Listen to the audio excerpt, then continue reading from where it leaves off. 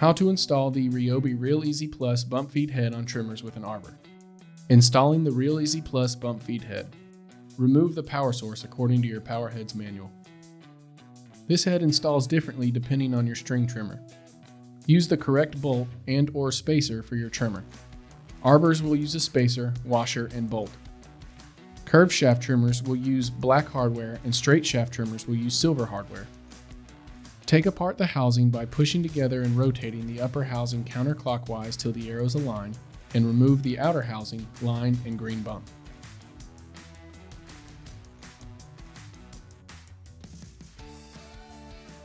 Remove the black flange from the spool center and press the white line guide down into the spool to install.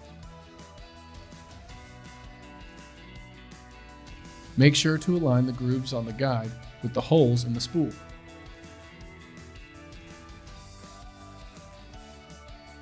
Place the spacer on the trimmer, then the base of the housing with the spring and spool, and secure with the washer and bolt.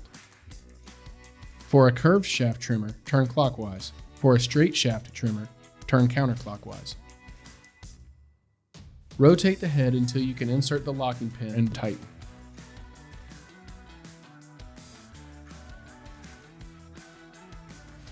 Align the ribs on the green cap with the slots on the spool, then push together until the cap is flat with the spool.